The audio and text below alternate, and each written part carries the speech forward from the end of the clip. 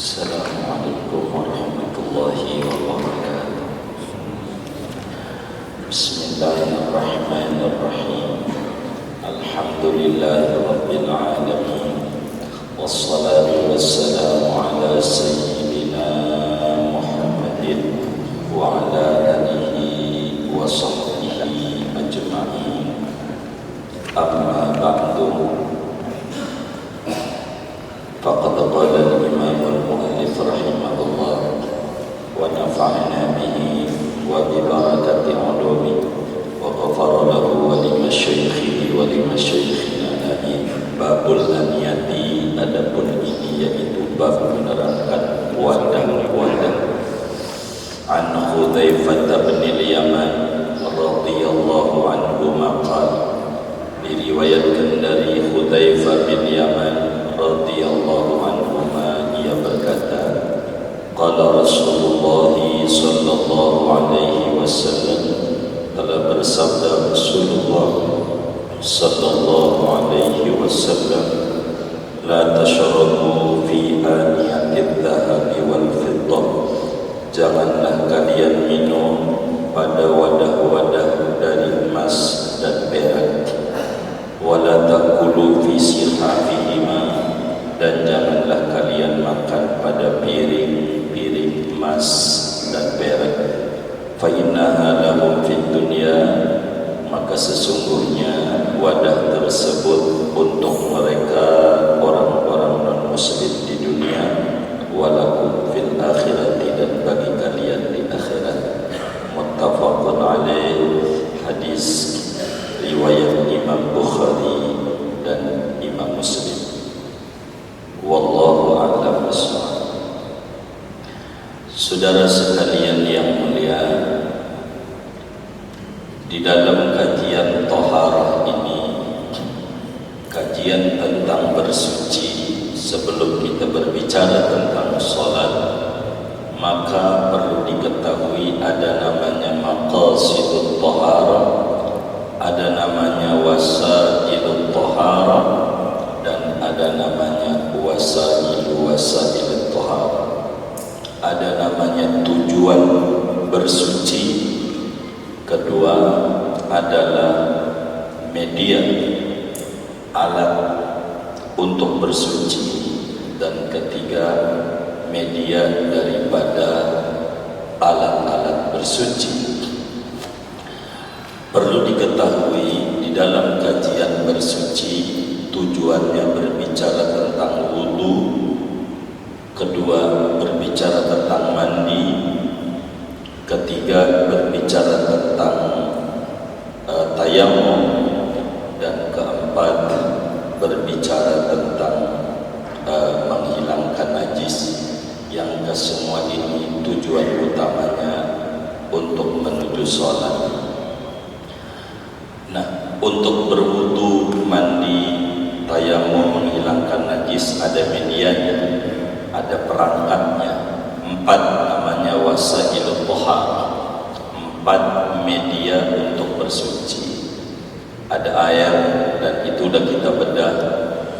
Ada tayamum, debu maksudnya, ada debu, ada batu istinja, dan ada penyamak.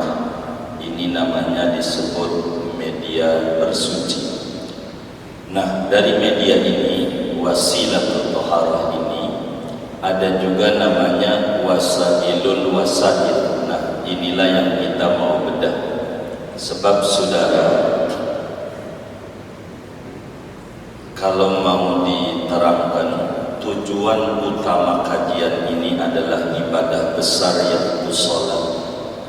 Untuk sholat, di antara syaratnya kudu wudu. Untuk wudu, di antara alatnya kudu ada air, dan air ini kudu ada tempatnya. Enggak mungkin ada air enggak ada tempatnya. Maka akan diterangkan hukum tempat-tempat atau wadah-wadah, piring, gelas, dan seterusnya. Inilah judul bab, babul aniyah, bab menerangkan tentang wadah-wadah. Bahasa Melayunya bejana-bejana. saudara, Allah Subhanahu wa ta'ala di dalam Al-Quran menjelaskan, huwallazi khalaqalakum ma fil ardi jami'an. Surat Al-Baqarah. Dialah Allah yang mencipta untuk Anda semua apa saja di muka bumi.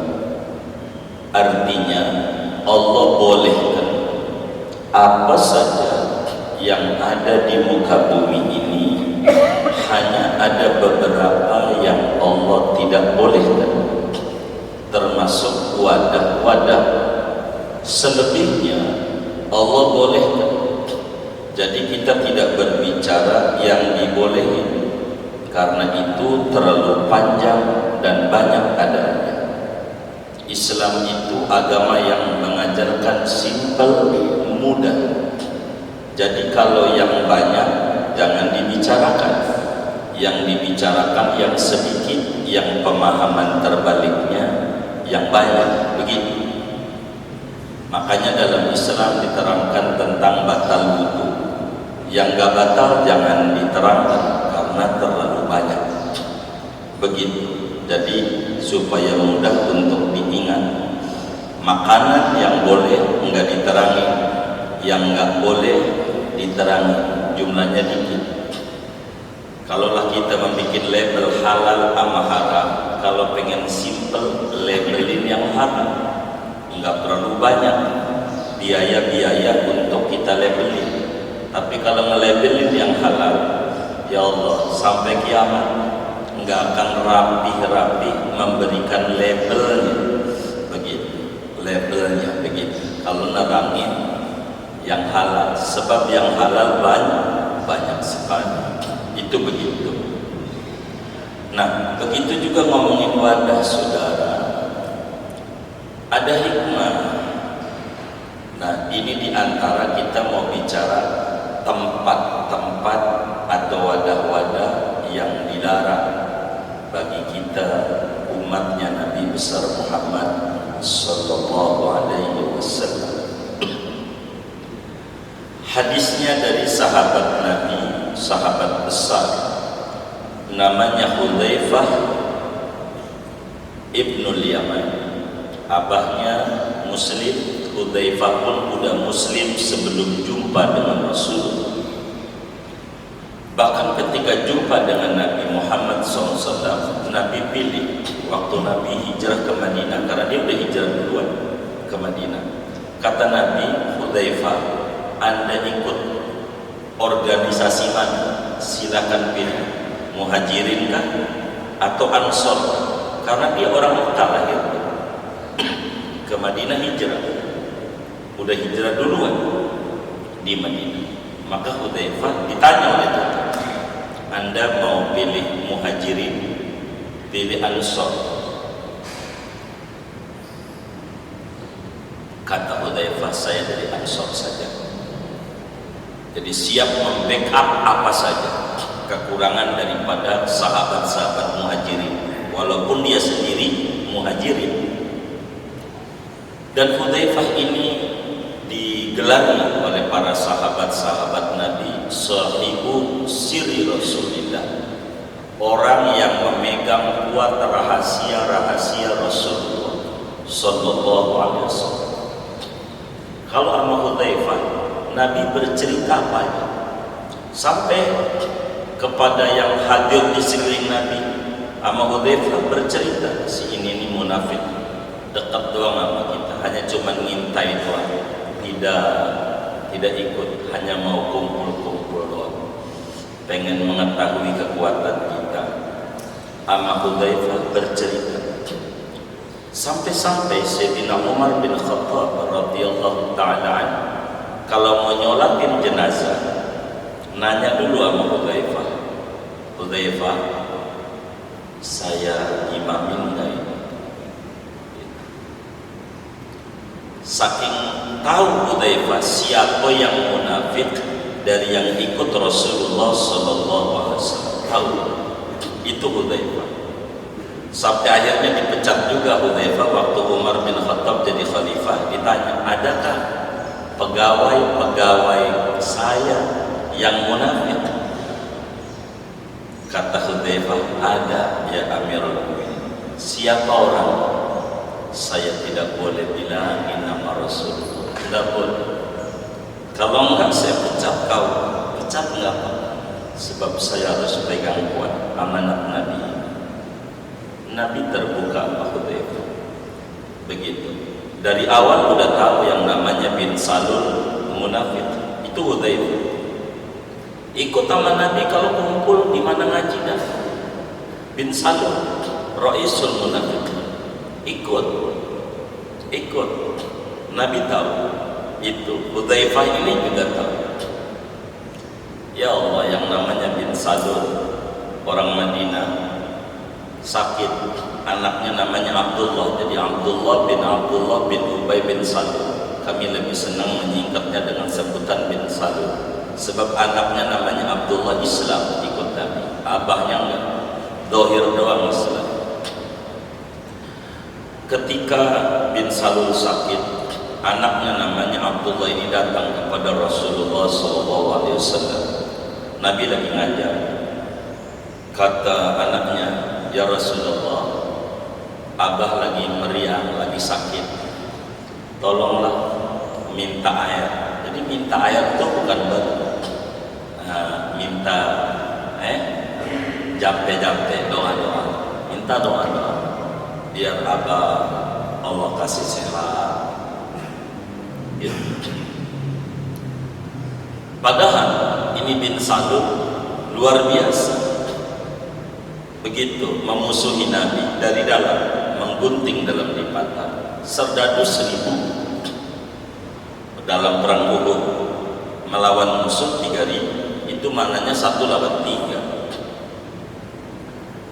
Dibelokin 700 pimpinan dia, semua seradunya belok.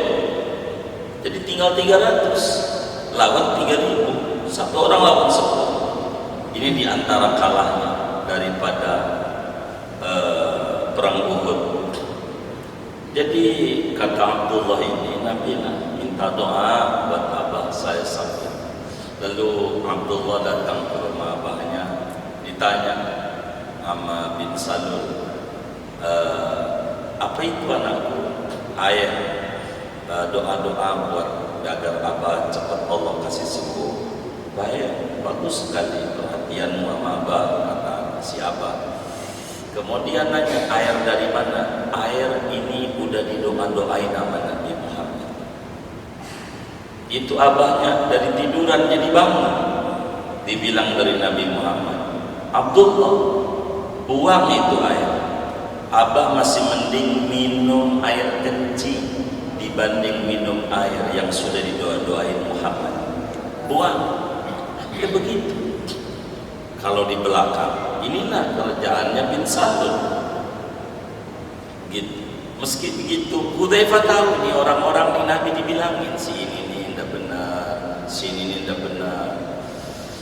Jadi Hudzaifah nggak pernah bercerita. Perang Uhud itulah banyak orang jadi tahu. Begitu.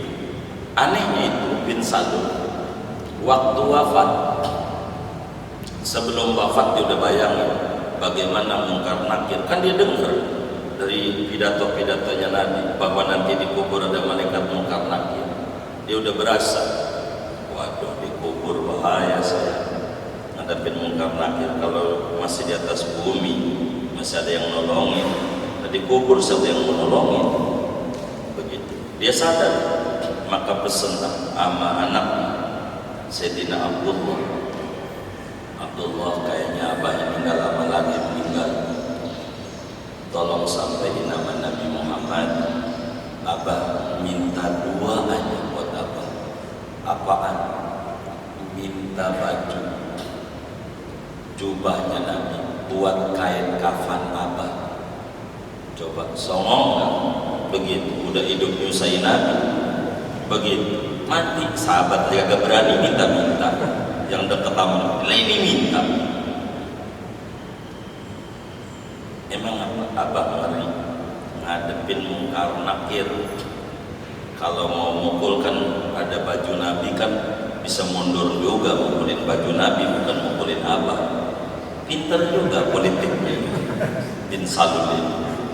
Begitu. Kedua, yang dia minta disolatin, yang imamin Nabi, yang imam.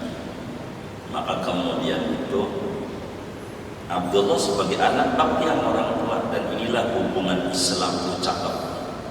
Tidak ada itu yang namanya nggak bakti. Biasalah kita ada orang tua kita agamanya beda, datang acara mereka bukan karena ini, karena hubungan kerabat. Syekh Abdullah bin Bayah ajarkan di dalam fiqhul aqliyah. Maka kemudian itu disampaikan oleh Abdullah kepada abahnya, kepada Nabi. Kata Abdullah, abah punya wasiat. Nabi, apaan? Minta dikafanin sama jubang kau. Kata sahabat yang lain, Umar, nggak usah. Kalau kata bahasa Betawi, najong yang kayak gitu. Najong itu apa ya? Udah begitu ada bahasanya. Najong yang kayak begitu gitu. Nggak usah gitu. Kata Nabi, timbang jubah, nggak pakai. Minta jubah. Iya, minta jubah. Pas yang kedua minta disolatin, yang itu enggak, karena turun ayat tuh yang di surat Barokat, wala tusalli ala ahadin minhum mata abadan. Enggak boleh ngelatin orang meninggal dalam keadaan kafir. Itu enggak bisa. Tapi yang juga dikasih, berkat dikasih itu, anak buah dia yang 700 itu semuanya balik kepada Islam kembali. Hudzaifah ibn Yaman memegang kendali dan banyak bertanya kepada Rasulullah hal negatif. Kalau kata Hudzaifah, saya itu kalau ketemu Nabi nanyanya yang buruk-buruk supaya saya bisa menghindari. Kalau yang buruk udah tahu, tinggal yang bagus-bagus.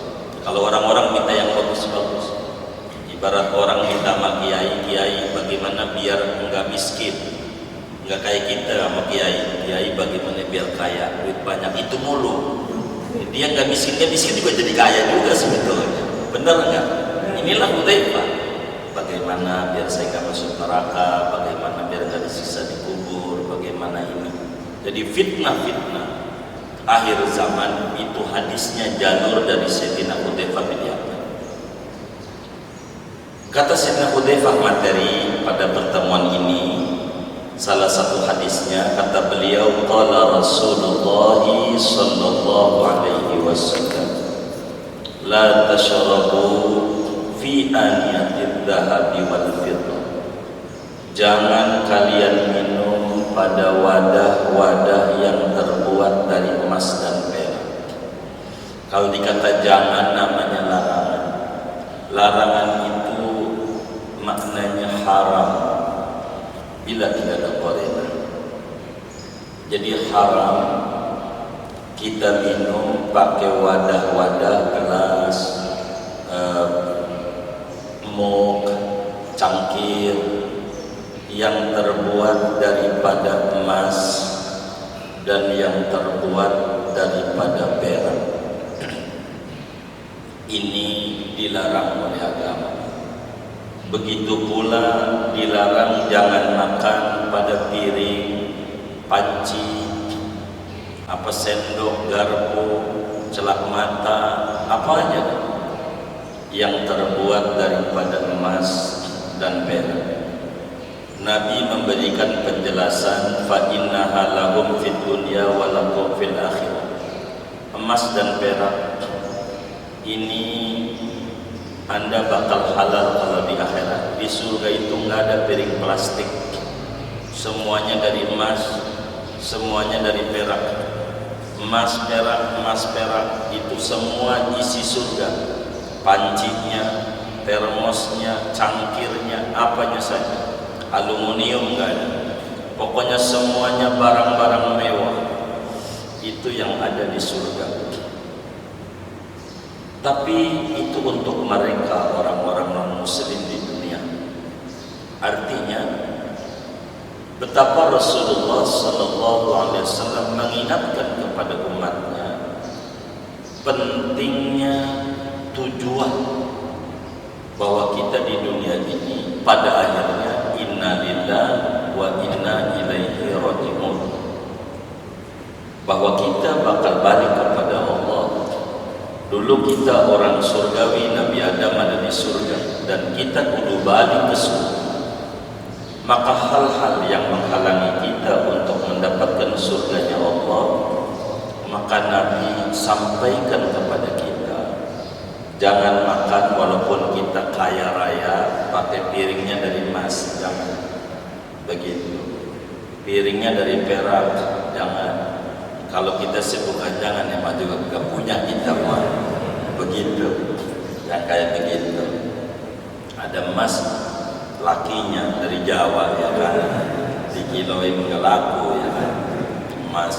Ini nggak boleh pakai piring emas, piring, sendok, gelas kayak begininya, semuanya dari emas, dari perak, haram.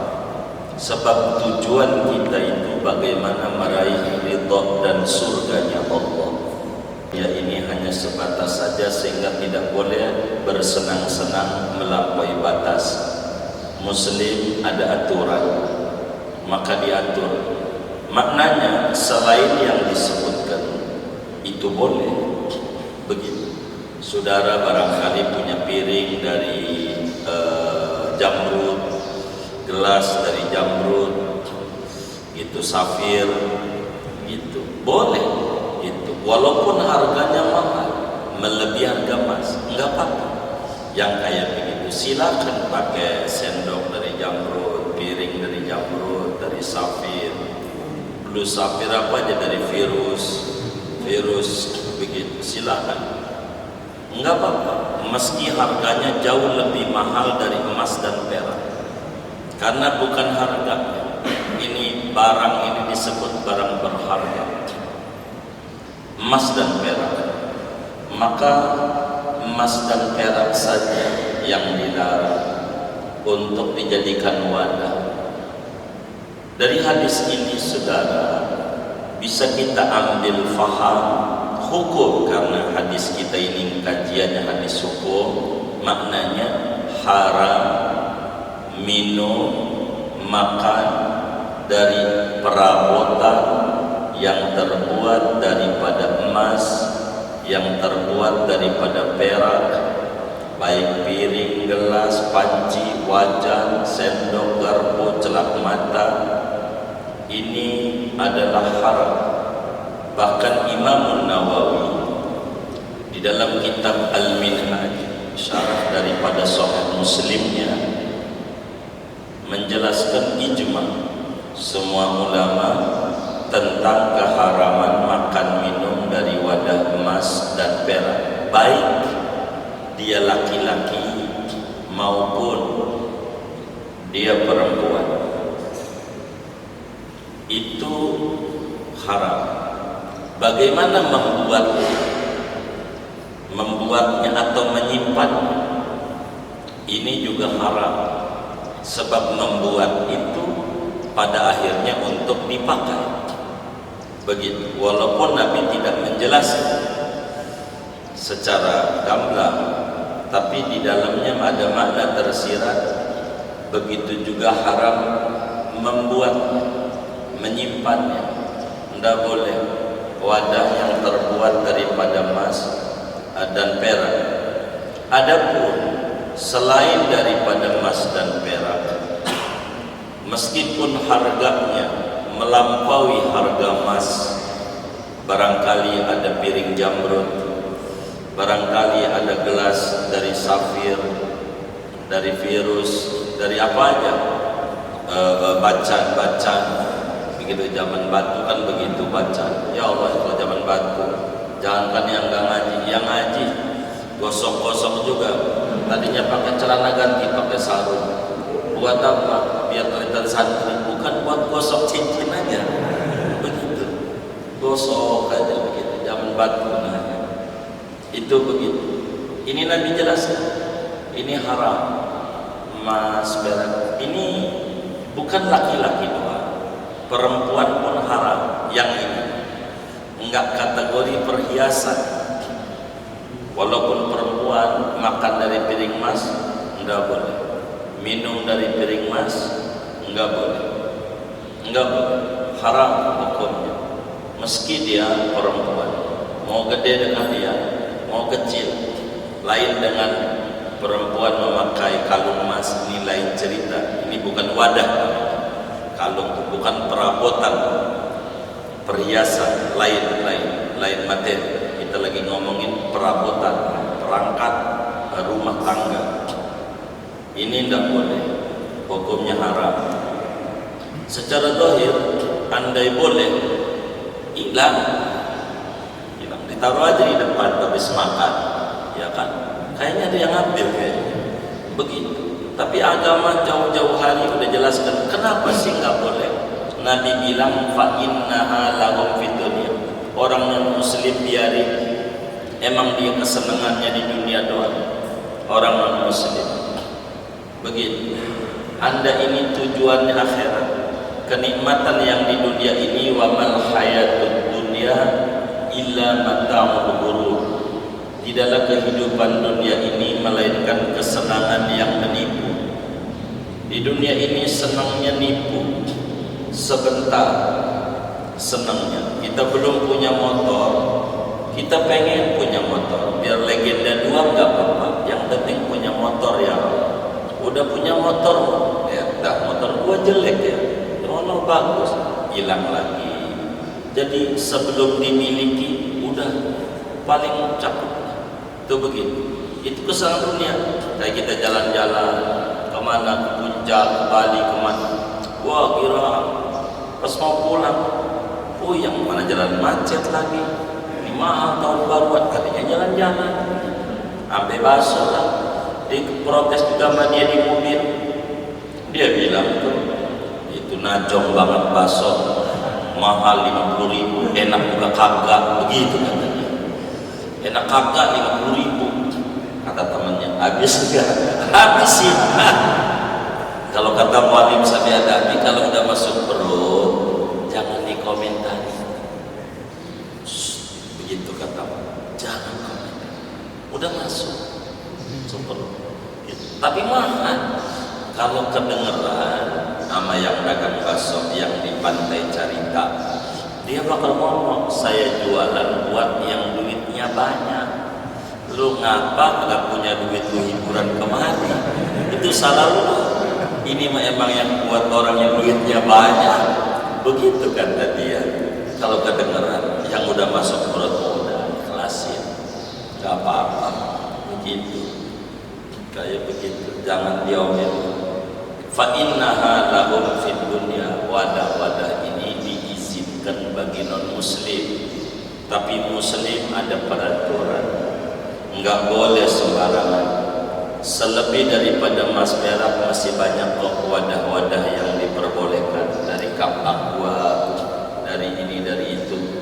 Dan kalau mau jujur, yang mahal tuh isinya, bukan bungkusnya. Enggak ada nilainya.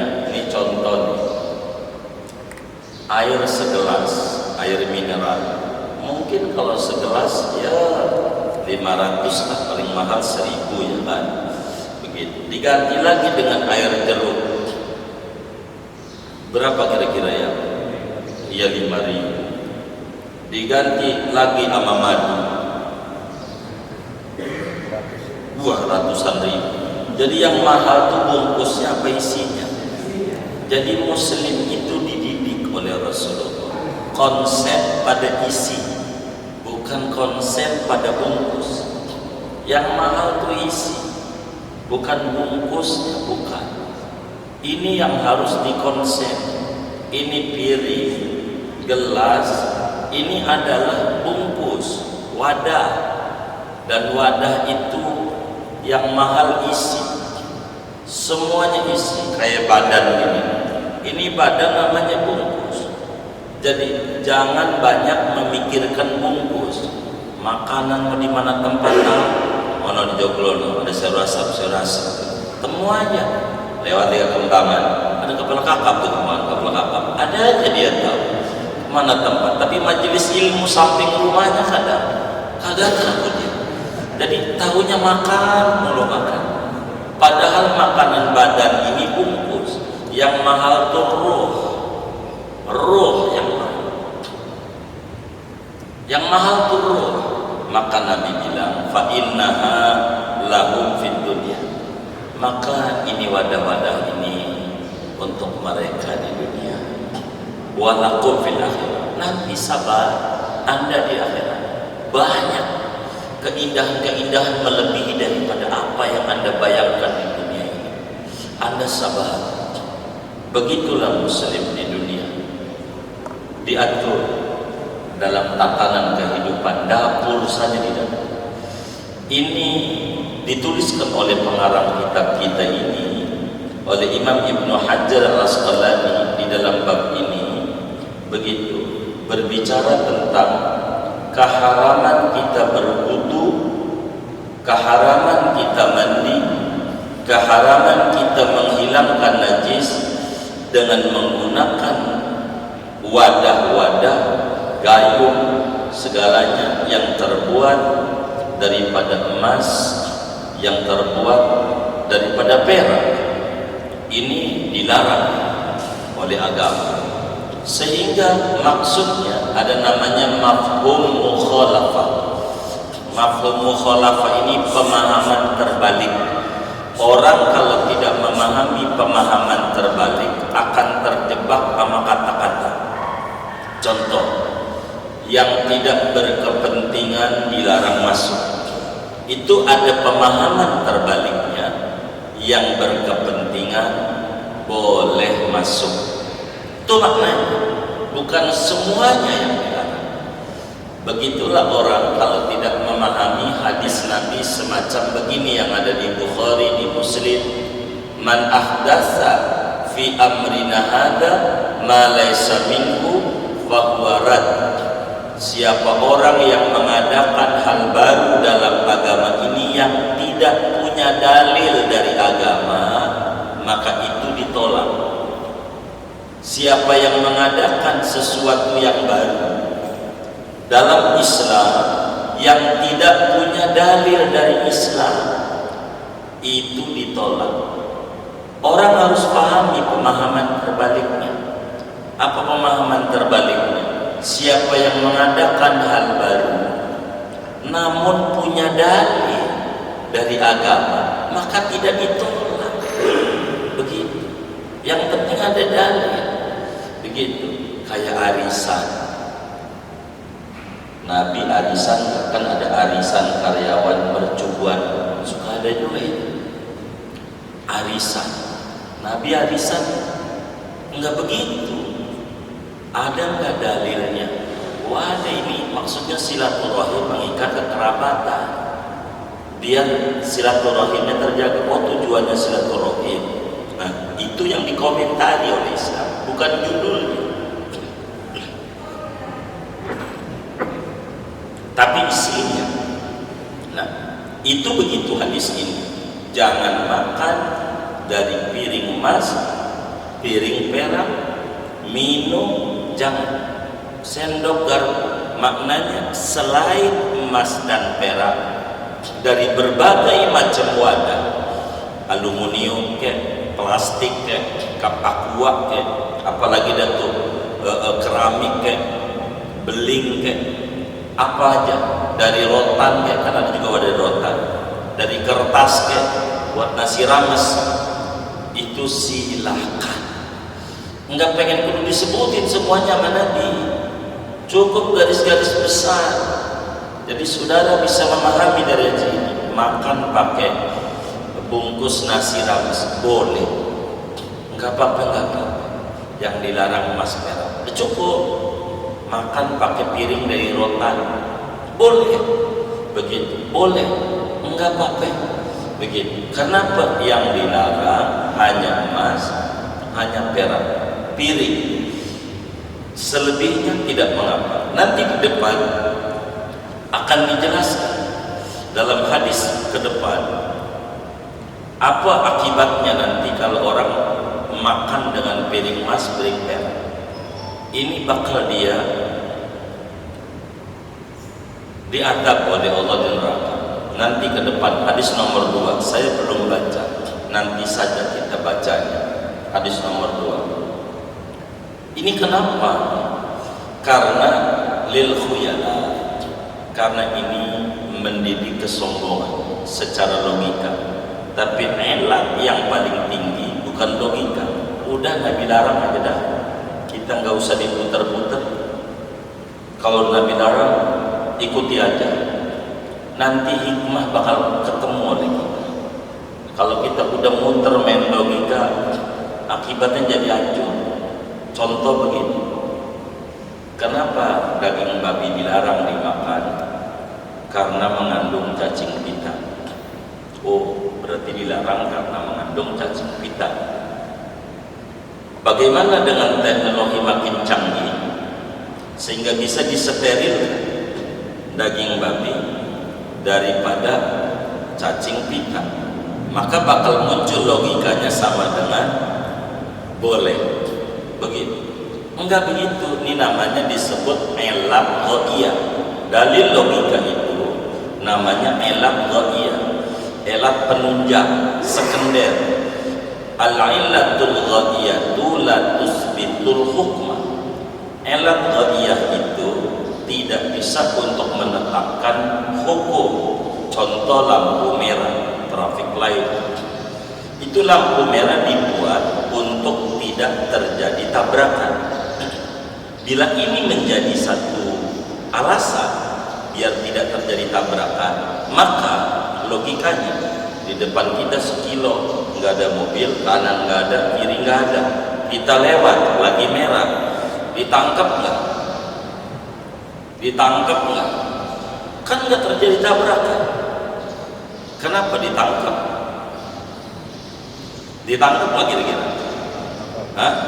Lagi merah kita lewat, ditangkap nggak? Kedengeran ini ya? Ditangkap nggak? Kenapa ditangkap? Hah? Sudah menjadi peraturan begitu.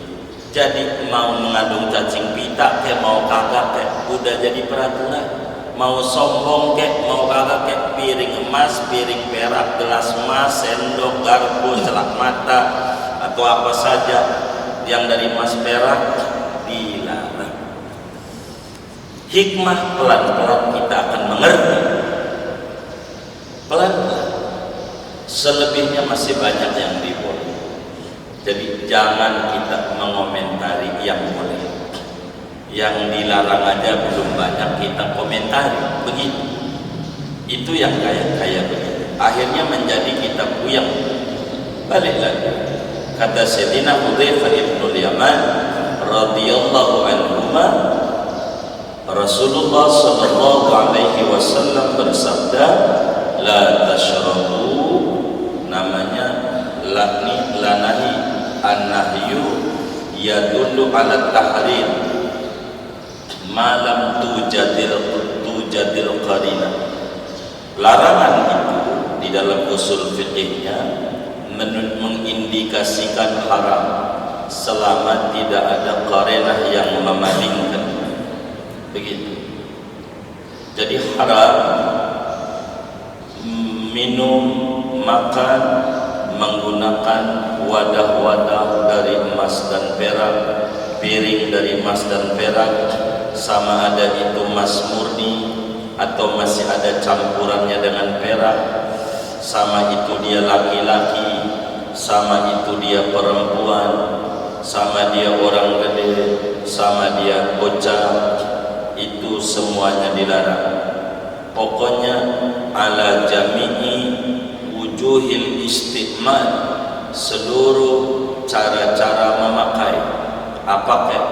Bukan makan minum doang, celak mata, sendok garpu dan seterusnya. Itu juga semuanya dilarang oleh agama. Selebihnya maknanya silakan makan, silakan minum, silakan menggunakan panci, bejana selain daripada emas dan perak, meski harganya amat sangat jauh lebih mahal daripada emas dan perak. Di antara ilat ghaiyahnya fa innaha lahum fid dunya wa lakum fil akhirah itu diperuntukkan untuk mereka non muslim di dunia dan untuk kalian nanti di akhirat. Sabar, muslim tidak boleh melupakan tujuan kebahagiaan akhirat. Jangan terpukau dengan keindahan-keindahan dunia, karena ini semuanya adalah bungkus, dan kita jangan konsen pada bungkus, tapi muslim harus konsen pada isi. Sebagaimana badan adalah bungkus, qalbu adalah isi. Kita harus menitik beratkan memberi makan qalbu dibanding memperhatikan raga. Dalam lagu Indonesia Raya, bangunlah jiwanya, baru kemudian bangunlah raganya. Gampang pindahin tempat, gampang, yang penting duitnya ada dulu, kan begitu ya, begitu. Dan ini yang paling penting buat kita bersama. Mudah-mudahan dengan kita ngaji hadis ini, Allah Subhanahu wa Ta'ala tambahkan rasa cinta kita kepada Nabi, cinta kita kepada kalam-kalam Nabi, dan kita pelan-pelan hidup makin hari makin akrab dengan Nabi, makin hari makin dekat dengan Nabi Muhammad sallallahu alaihi wasallam. Pelan-pelan kita bisa mengikuti semua ajarannya sampailah Allah wafatkan kita di dalam mutaba'ah yang totalitas kepada Nabi Muhammad sallallahu alaihi wasallam. Amin ya rabbal alamin. Segini aja, tidak usah banyak-banyak. Waktu yang ada buat tanya jawab saja. Ada yang ditanya mungkin dari materi ini atau di luarnya sebelum doa, dipersilakan. Wallahu a'lam.